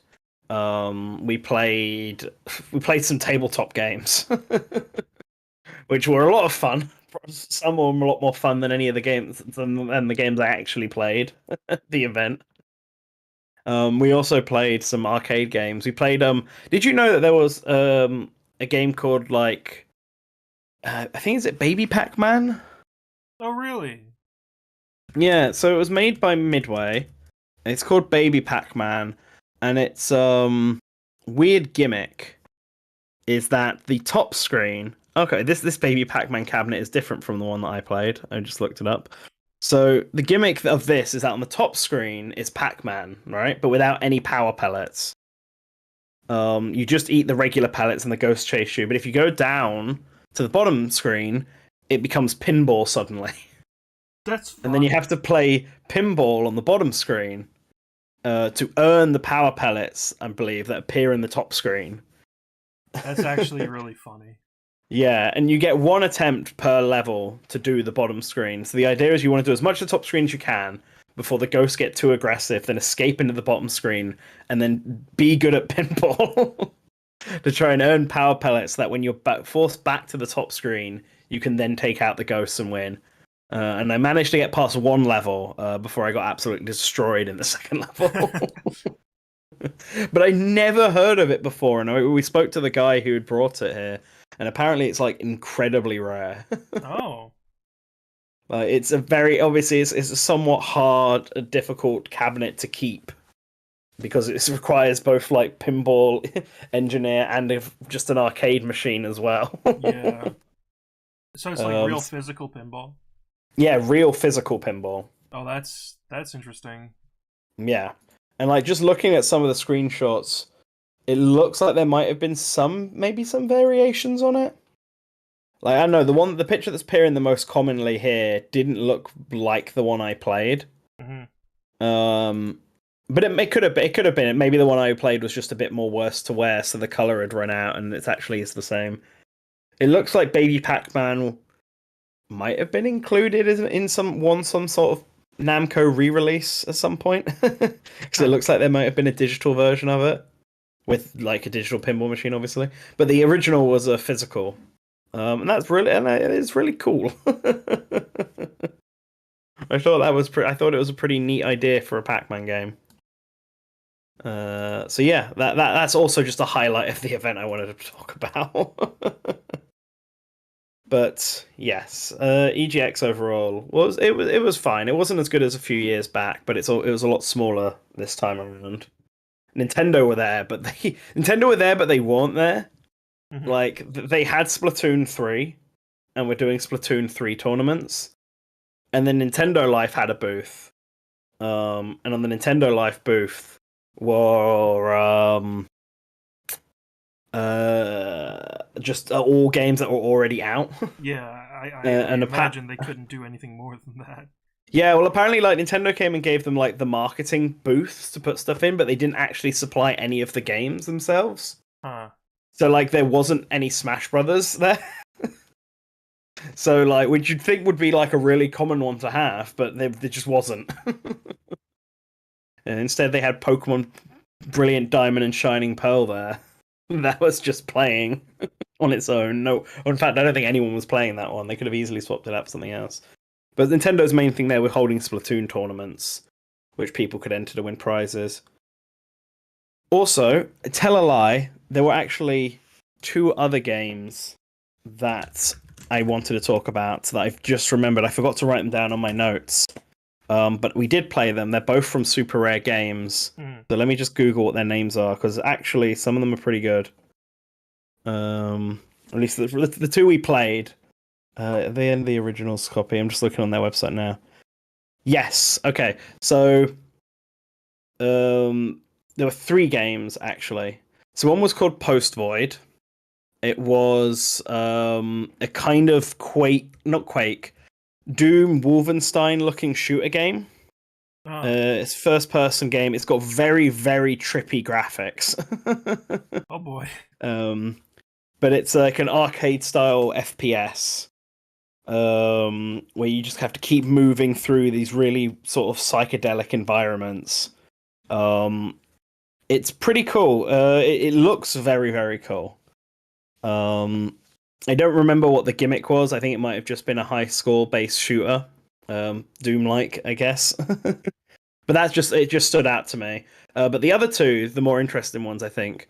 The first one is called OTXO, which is a Hotline Miami roguelite, if I had to describe it in as simplest terms as possible. It plays a lot like Hotline Miami does. Only guns though, no melee weapons. And you go through different worlds. Each world is 5 rooms long. Which room you get? Well, they're not rooms. They're more like 5 apartment buildings long, I guess. And whatever apartment building you get, is randomly decided. It's not procedurally generated. It's kind of like what I said with Shovel Knight Dig before, where each of the rooms are personally designed, but which order you get them in is randomized. And the guns you obviously find, being a roguelite, you just find random guns as you go along, and then every 3 rooms, I think it is, you stop at a bar and take like a shot, and the shot is what gives you buffs and stuff, and other characters appear there that you can talk to for the game's lore and story and all that. But yes. Visually, the game looks like a Sin City type. Everything is black and white other than the blood, which is obviously like a dark red. all the best games have buffs from getting wasted. Yeah. But it was a lot of it looked really cool, and it was a lot of fun. If you're someone who really liked Hotline Miami, then this is like absolutely your jam. It's a twin stick shooter roguelike, pretty much. With a really cool aesthetic. What was really, really good about it, I think it's only coming to Steam right now. It might, in fact, I think all of these games might be a bit far away for them to come to anything. But what was really impressive was the visuals, because while it's more mostly sprites, it's stuff like the camera effects and like the natural lighting and the way sort of like the way the lighting engine worked in the game was really, really impressive, and added a lot of cool like atmosphere to it. It seemed very program intensive in the back. And the shots that you get, the buffs and stuff, there's like over 50 different drink buffs you get. I remember that being told to me. But it was good. OTXO was definitely a good one. I don't think it's coming out anytime soon, like I said. But it looks like a fun roguelike game, and I can't think of any other roguelikes that are like Hotline Miami, at least not in that style. So that's one to take aware of. And then the other one, which I just wanted to briefly mention because I just love the idea, is called the Gecko Gods. And it's just a Zelda-like where you play as a gecko. Not like a gecko with a sword or anything like that. No, you're just a gecko. And you do what geckos do. You can do everything geckos can, and you're on just like a mystery little island, and you sort of explore and solve puzzles and go through dungeons and find out what happened in the story. And you just play as a little gecko, climbing up walls, pushing rocks and little boulders into things. The demo was literally just running around an open area. Just interacting with the environment, but it was like, it's all cell shaded, it looked really nice, and I just thought the idea was really funny. It's one of those games like Snake Pass, right, where the whole idea of playing as a snake in and of itself made it really unique and fun to do. This is like that vibe. It's just playing as a gecko and having all of your movements and abilities limited to what geckos can do. And then having to do that to solve Zelda-esque puzzles and dungeons and all that is really funny. That sounds like an interesting game. Yeah. So those two, they just suddenly came back to me just now, but I figured I should mention them. But both of them are really far off, I think, release date wise. So hopefully we see more of them next year. But yes, I think that is it. I think that's it for everything I played. Okay. So yeah, overall, there are a lot of good games coming out. Sonic Frontiers looking good. I'm curious what the final reviews for that will be. Street Fighter 6, I think, is gonna be great, especially for people who like fighting games. Mm-hmm. That's gonna be good. And then if there were in any indie games, I say to keep your eye out. Other than OTXO and Gecko Gods, which I think were both great, but are coming out for a while. Squad Blast was really good. Planet of Lana was really good, and Trinity Fusion was really, really good. Definitely the Metroid of all the Metroidvania indie games out there. That's definitely the one I think I'm going to be keeping the biggest eye on. But yeah, I think that's everything I've had to say. Yeah, we have now exhausted EGX. Yes, for this year. I'm sure it'll be back next year, and hopefully it'll be bigger.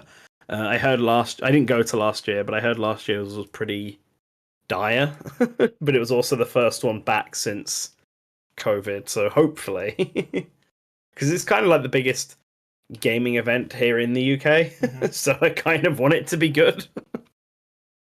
But oh well. We'll see how it is, but yeah, that's everything I wanted to mention. That's everything I brought of note to this podcast. Is there any? I know we're coming up to the 2-hour mark, so Yeah. is there anything else that you wanted to talk about? Do you want to talk about what's in the works for the channel right now?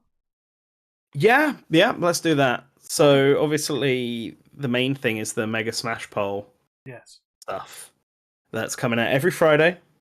So at the moment, I think Stages was the latest one to come out last Friday.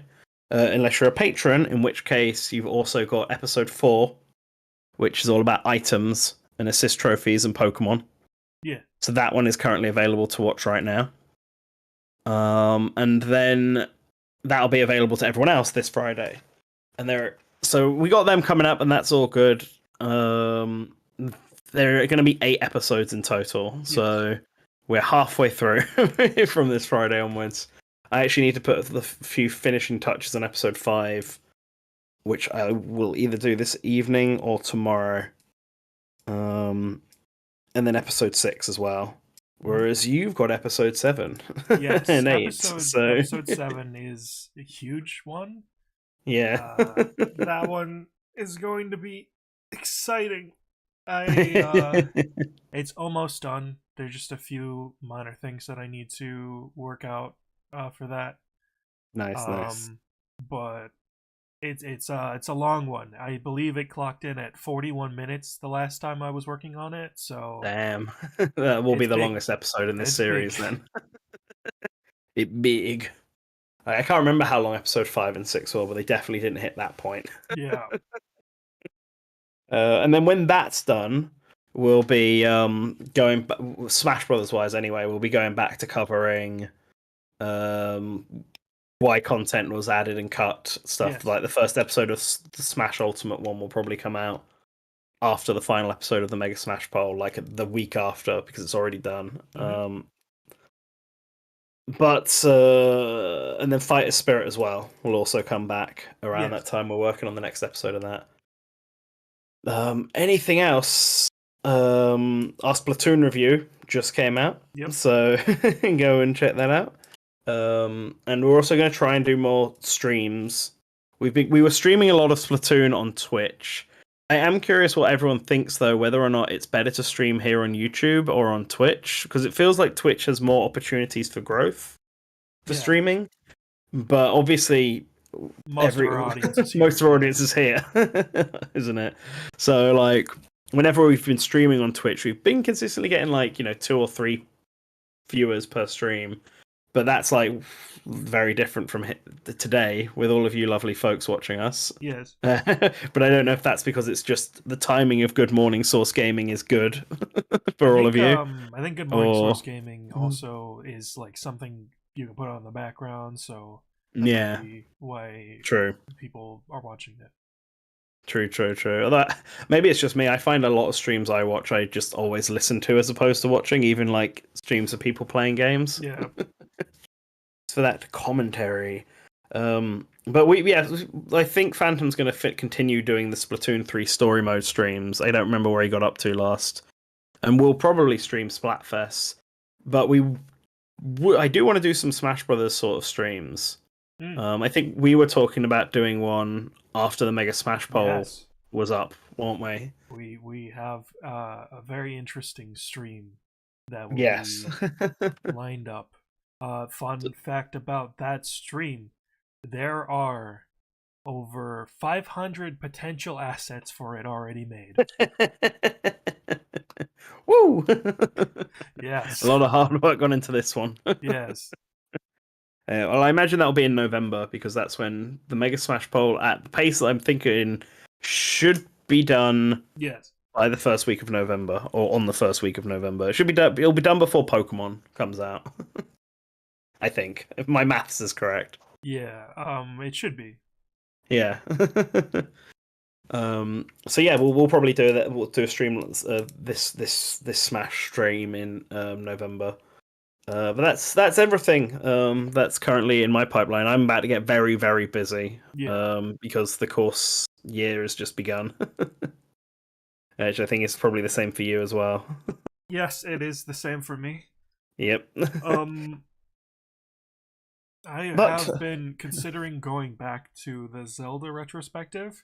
It's been 2 years since the last episode. But I don't know if there's interest in me doing that. It would have... So, the Zelda retrospective... the games are getting long now. Link to the Past is a very long game.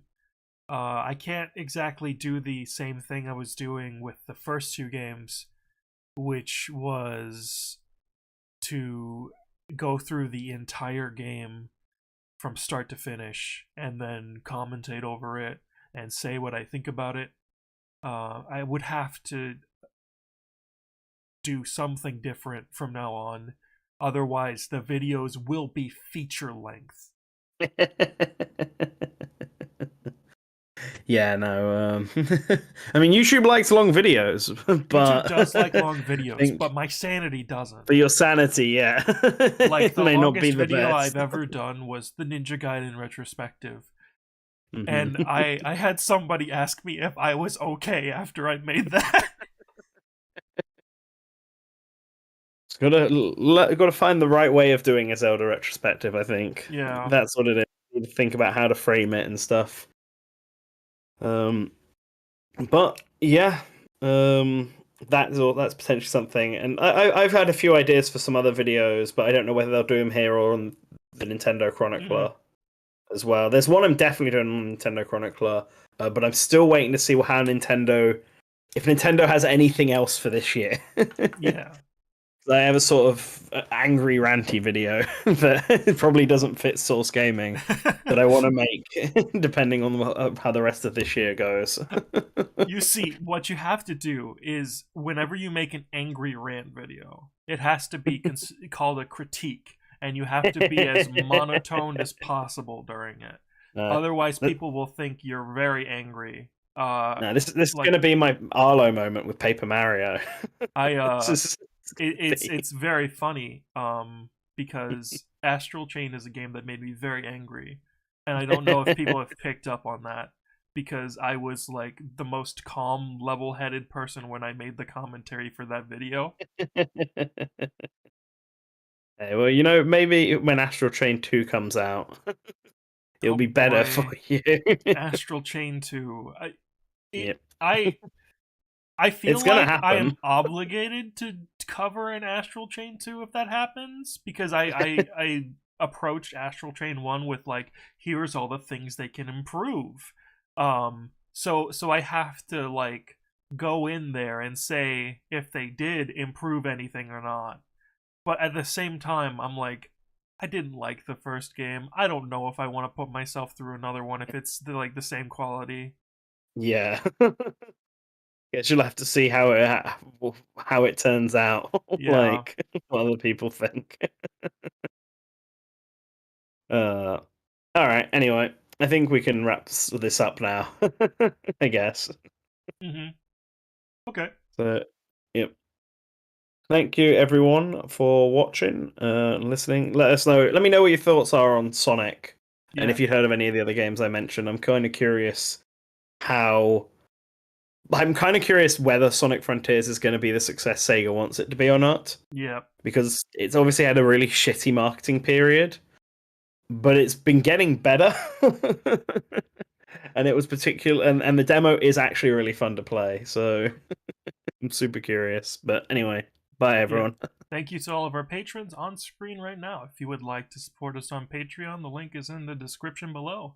You get access to a Discord channel, and you can tell us what you think directly about our stuff, and if you have anything that you want us to cover, we might just do it. Thank you all for watching, and have a very nice day.